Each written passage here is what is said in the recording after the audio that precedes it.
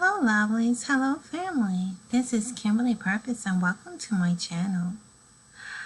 Today we're going to be talking about Etowah Mounds.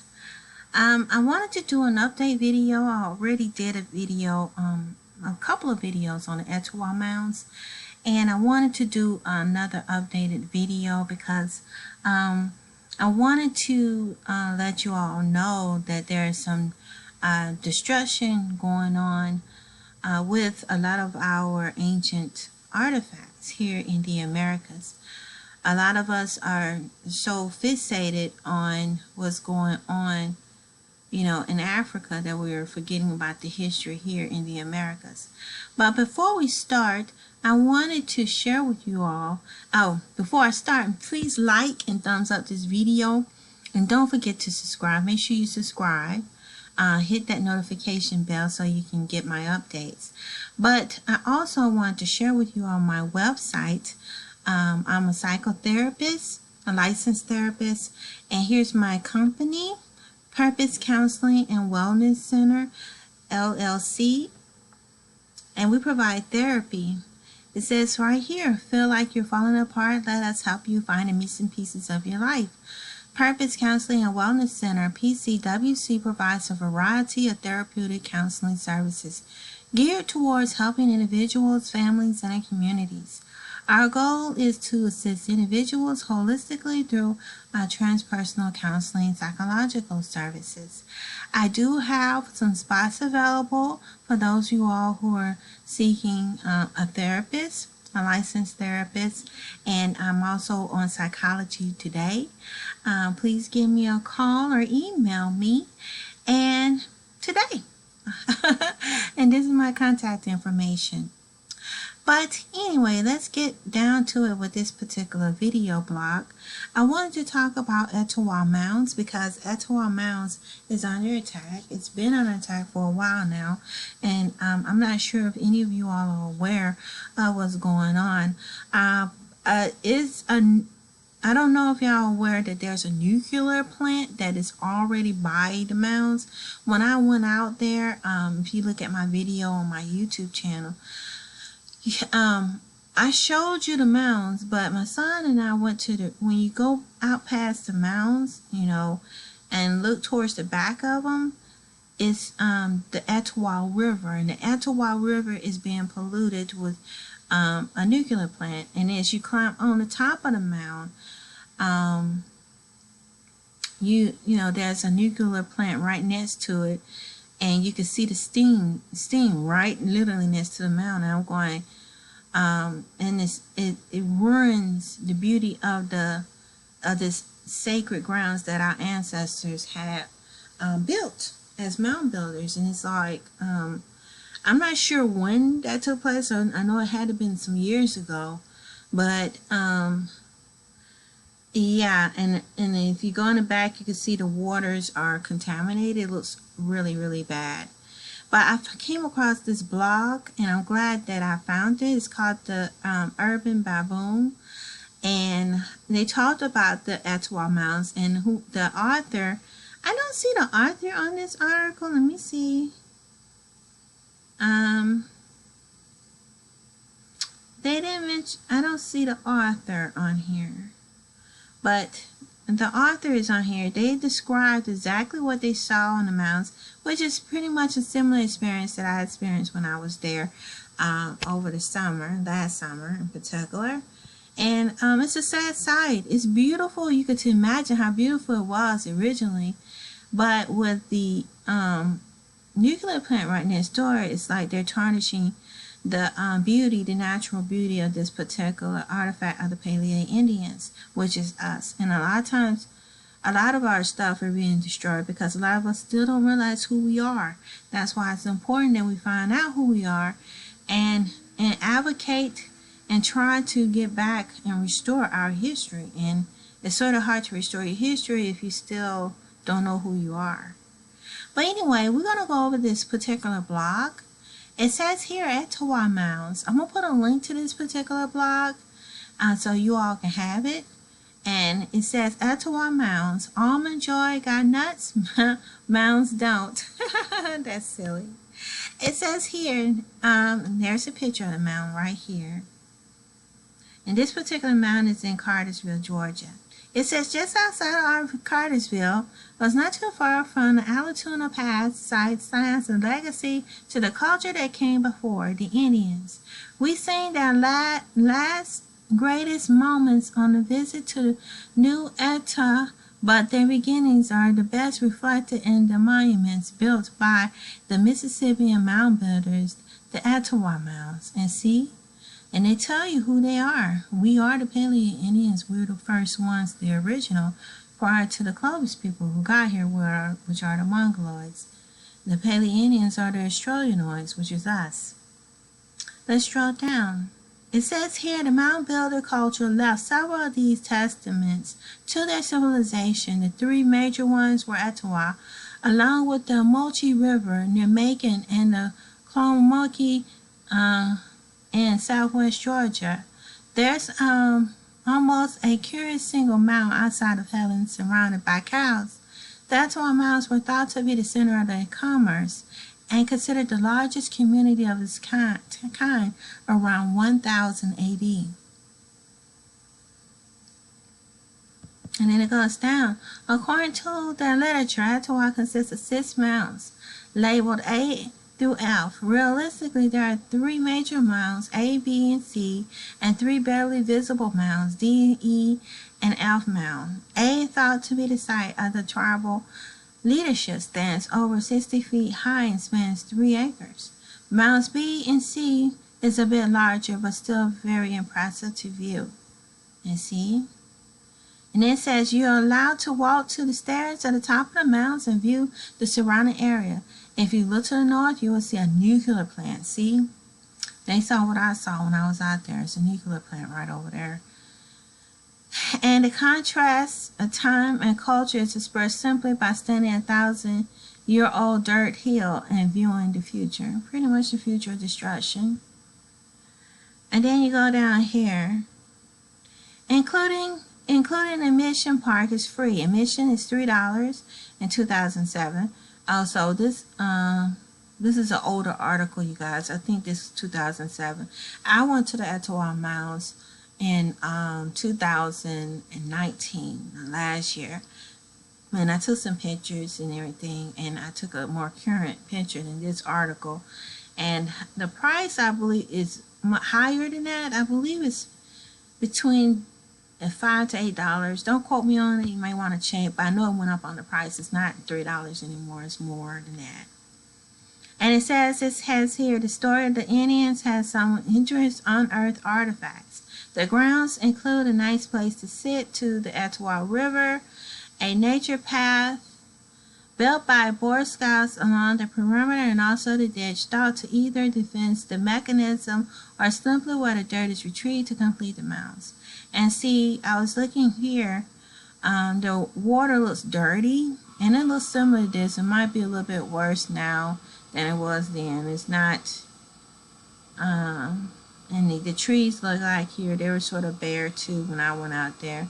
But I don't know, this must have been a different time of the year, because I think when I went there, was more greenery on the trees as well. I'll probably one day put a picture of some of the photos of the mound when I was there, so y'all can get a good look. I'm putting on my blog, the Kimberly Purpose blog. But it says here, I hesitate to call the hike because the whole thing is only about 1.5 miles round trip. Though with the museum, you can easily spend a couple of hours here. It's just off of 75 and will be an excellent hour stop on a long road trip. It could be a nice place for a picnic, but they don't allow food on the grounds. If you want to stop and eat, there is an unnamed park with benches just across from the entrance to the site. And this is pretty much it. It gives you another view of the mound right here. But yeah, and yeah, I was a little bit bothered. I was very much bothered about the pollution of the waters that's right by the mound and the nuclear plant. You know, it's like a runoff over there for them, from the nuclear plant is really bad. And I wanted to bring y'all to this particular article right here, which talks about Georgia power plants on a list of dangers to the state water company, says it's making strides environmentally. So I wanted to let y'all know that like I said, that water over there by the Etowah Mounds is polluted. The Etowah River, I mentioned it before, but last year, but I sort of mentioned it, but I didn't go into details. But in this video, I want to go more into details about the pollution and the destruction of the American Aboriginals, indigenous sites. That's oftentimes overlooked. We are not being vocal enough about it, and since a lot of us still think we're from Africa and not looking at our history here, a lot of our stuff is being destroyed right before our very eyes. And I think it's very sad. A lot of us need to wake up. A lot of us. It says here, the coalition, like I said, this is from Georgia Power. And it says here that Georgia Power's coal, oh wait, I forgot to tell you where it's published at. This was published in the Daily Tribune News. It was published in Cartersville on 2016, November 2016. And I'm not sure who the author is. This might just be a staff article.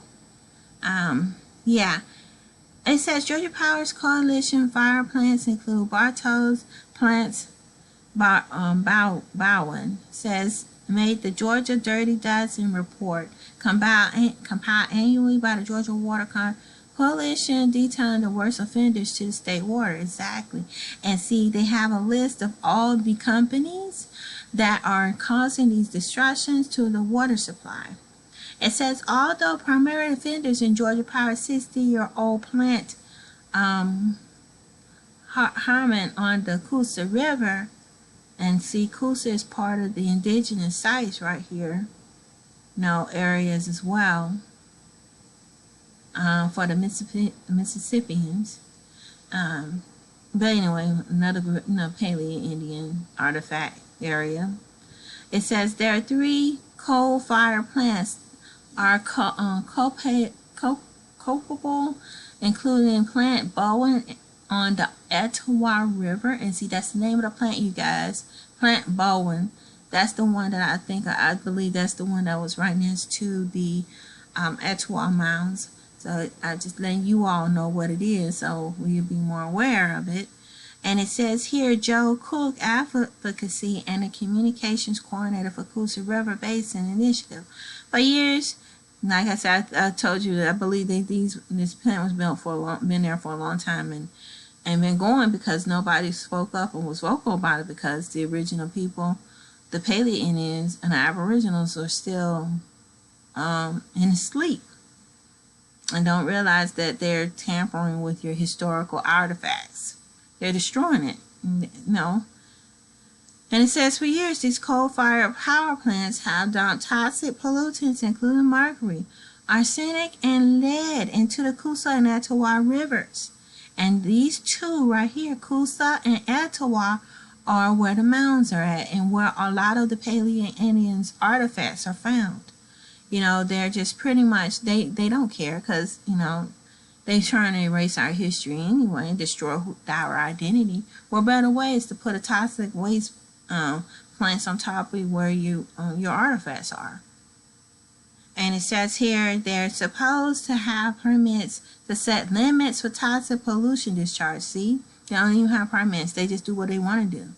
And it says recently adopted federal regulations will finally address the problems, but thus far Georgia's Environmental Protection Division, EPD, charged with enforcing the regulation, has failed to force any changes. Exactly. It's a big good old boy system. The rich elite, whoever in charge and has the money, which we already know who they are, the Braves. And so they're pretty much destroying. The gray elites are the ones that are destroying this planet. And if they have money and they use their power, and they unify together to ensure that this continues, unfortunately. And it says here, in March 30 letter, EPD Director Judson Turner and Audra Dixon, head of the Waterways Industrial Permit Unit of EPD Serial Club. Attorney Zachary Fabis noticed them that Georgia's coal fire permits had, let me move me out the way, expired and needs to be revised. Pretty much, a lot of this has to be revised. But I'm going to scroll on down because it goes into more details about this, and this is a very lengthy article.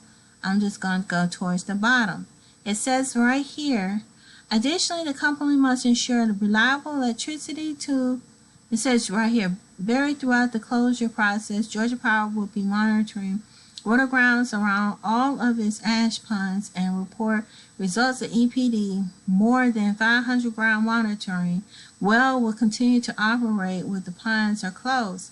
Ash closure of the specific balance multiple factors such as pond size, location, geology, and amount of material, and closure was certified by a team of independent professional engineers. And so I guess since they've been exposed, they're trying to do a little something about it. Then right here it says, although he's pleased that Georgia Power are making strides towards meeting the EPD requirements, Fabrish wonders why EPD seems to be dragging its heel when it comes to confronting the issues. The whole point of the Clean Water Act was to take pollution down to nothing so that all Georgia rivers are clean. And that's true. And yeah, but I just want y'all to be aware that there's a nuclear plant right next to the mounds, and that they're been polluting the waters around there, the Coosa and Etowah area for a while now. And these areas are where the indigenous aboriginals artifacts lies. You know, a lot of our stuff, you know, our ancestral histories are found there. And yeah, I just want everybody to be aware of that.